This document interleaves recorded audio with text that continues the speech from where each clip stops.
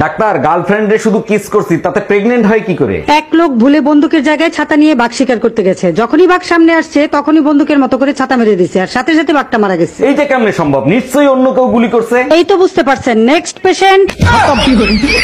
By bye, tata.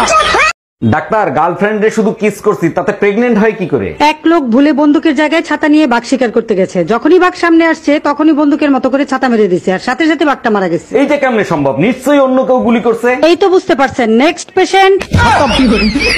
By bye, tata.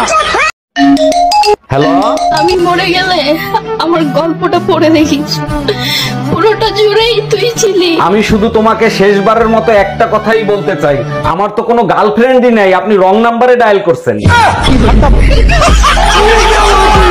আপনাকে আমার ভালো লাগে। এখন তো ভালো লাগবেই, শীত চলে আইছে না? শীতকালে বন্ধুরে তুই আমার গায়ের কথা।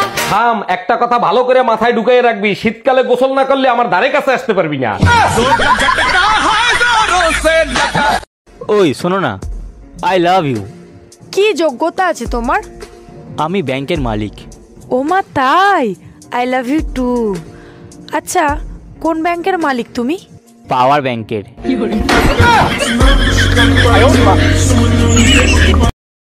আপনাকে আমার ভালো লাগে। এখন তো ভালো লাগবেই, শীত চলে আইছে না? শীতকালে বন্ধুরে তুই আমার গায়ের কথা। থাম, একটা কথা ভালো করে মাথায় ঢুকাই রাখবি, শীতকালে গোসল না করলে আমার ধারে কাছে আসতে পারবি না।